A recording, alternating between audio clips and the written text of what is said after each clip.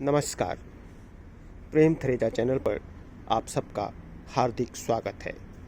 मैं हूं 2.5 अक्षर का छोटा सा नाम प्रेम।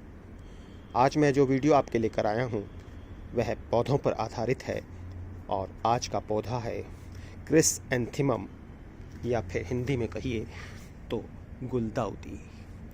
गुलदाउदी सर्दियों में सबसे पहले खिलने वाला सबसे शानदार फूलों वाला पौधा है।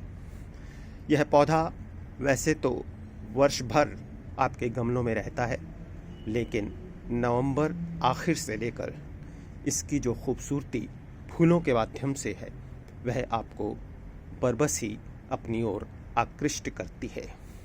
गुलदाउदी की बहुत सारी किस्में हैं भारत में, यानी कि छोटे गुलदाउदी से लेकर बहुत बड़े आकार वाले फूलों वाले गुलदाउदी आपको भारतवर्ष में देखने को मिल जाएंगे। मेरे पास जो गुलदाउदी की इस समय वैरायटीज़ हैं वह 3 वैरायटी हैं। पहला है यह लाल वाला वैरायटी। यह एक बोनी वैरायटी है। इस बोनी वैरायटी में ख़ासियत यह है कि थोड़ी सी ही ऊंचाई पर इसके फूल आने शुरू हो गए हैं और ऊपर के फूल इस तरह से आ गए हैं कि नीचे के पत्ते बिल्कुल भी दिखलाई नहीं देते। इसे आप गुलदाउदी की हाइब्रिड वैरायटी कह सकते हैं। और साथ ही साथ यह एक सिंगल पत्ती की वैरायटी है। इसके फूल बड़े ज़रूर हैं, लेकिन इसकी पत्तियां जो हैं फूलों में एक लेयर है, यानी कि एक पत्ती का छोटा गुलदाउदी। दूसरी जो वैरायटी है मेरे पास है वह है 2 पत्ती की गुलदाउदी की वैरायटी। यह भी मीडियम आकार के फूल हैं, लेकिन इन फूलों की जो खूबसूरती है वह आप देख सकते हो।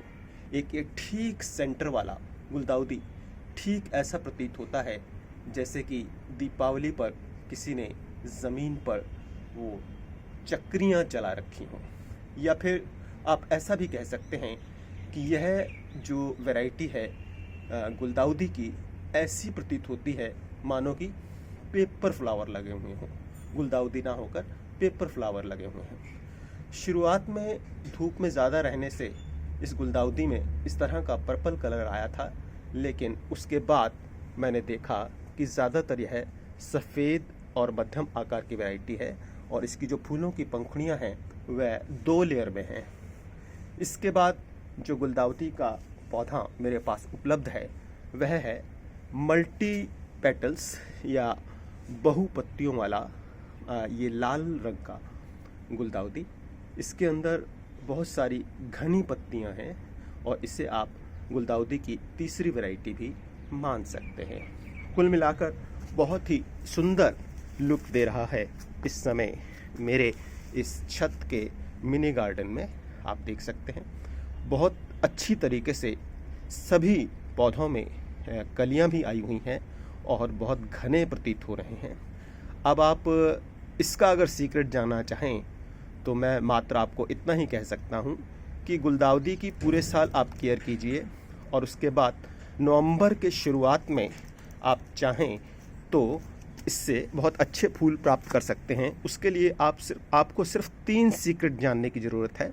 पहला सीक्रेट यह है कि जब गुलदाउदी का पौधा सीधे आकार में बढ़ना शुरू होता है तो आप उसकी ठीक बीच वाली जो टहनी है उसके ऊपर से एक कट लगा दें। जैसे कि मान लीजिए कि यह इसकी बीच वाली टहनी है, तो आप इसकी यहाँ से पत्ती पकड़कर काट दें, तो उसके बाद होगा क्या, चारों तरफ से इसके अंदर अलग अलग टहनियाँ आने लगेंगी और उन सभी टहनियों पर आप देखिए बड्स आने लगेंगी और यही बड्स आगे जाकर बहुत ज़्यादा मात्रा में बदल जाएंगी और आपको बहुत सारे फूल एक साथ उपलब्ध हो जाएंगे। और उसके अलावा आप इस पौधे को नवंबर के आखिर से ठीक पूरी धूप में रखिए। सर्दियों की पूरी धूप इसको बहुत अच्छी लगती है। और जो बात एक और आपको बतलाना चाहता हूँ वह है इसमें देने वाली खाद की या पोषण तत्वों की। गुलदाउदी हो या कोई और सर्दियों का पौधा हो, आप उसके लिए मैंने निजी अनुभव से इस वर्ष आजमाया है कि बाज़ार में एक नीम खली मिलती है, वो इस तरह की होती है, ये नीम खली। इस नीम खली को आप बाज़ार से ख़रीद सकते हैं।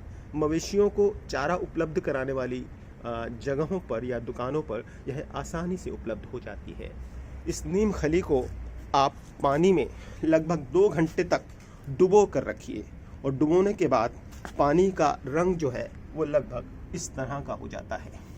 बहुत सारे बागवानी से जुड़े हुए लोग इसको बहुत दिनों तक रखने की सलाह भी देते हैं, लेकिन मेरा मानना यही है कि एक बार यदि ये पानी में डूब जाए और घुल जाए और इसका रंग बदल जाए तो आप थोड़ा थोड़ा सभी पौधों में इसे दे सकते हैं।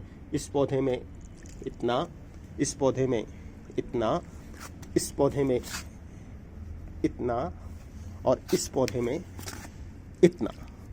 देते समय ध्यान सिर्फ यही रखना है कि आप पौधे के ठीक सेंटर में उसके मध्य वाली जो शाखा है उसके साथ ना देकर गमले के साइड में आप इसको थोड़ा थोड़ा दे दें। और इससे पहले ध्यान ये रखें कि पौधों की मिट्टी सामान्य पानी से गीली होनी चाहिए। उसके बाद आप देखेंगे तो आपको भी इस तरह के बहुत सारे गुच्छों में फूल मिलेंगे। और यही है इस फूल की खासियत कि यह बरबस आपको भी आकर्षित करता है, दूसरों को भी आकर्षित करता है, कीटों को भी आकर्षित करता है और पंछियों को भी आकर्षित करता है और पूरे वर्ष आपके गमले में बना हुआ रहता है। और नवंबर आखिर से लेकर मार्च तक आप इससे फूल प्राप्त कर सकते हैं।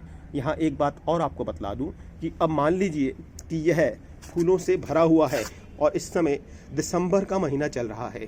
दिसंबर आखिर तक ये सारे फूल मुरझा जाएंगे और तब आप क्या कीजिए, अगर आप दोबारा इनसे फूल लेना चाहते हैं तो इन सारे फूलों को ऊपर से काट दीजिए। इन फूलों को अगर रखेंगे तो फिर पूरे का पूरा पोषण इन फूलों में चला जाता है और पौधा बढ़ नहीं पाता है और दोबारा आपको फूल नहीं दे पाता है। लेकिन अगर आपको दोबारा फूल लेने हो तो अभी समय है मार्च तक, बल्कि अप्रैल के शुरू तक यह गुलदाउदी आपको फूल देता है। और उसके लिए अगर आपके फूल सूख जाते हैं तो आप पूरे के पूरे फूलों के गुच्छे को नीचे की टहनी से काट दीजिए और उसके बाद नीचे की टहनी से अलग अलग ब्रांचेस वापस आएंगी और इनमें आप एक दफ़ा फिर से भी फूल ले सकते हैं। तो आज के लिए इतना ही। अगले किसी वीडियो में आपसे फिर मुलाकात होगी, तब तक इजाज़त। धन्यवाद।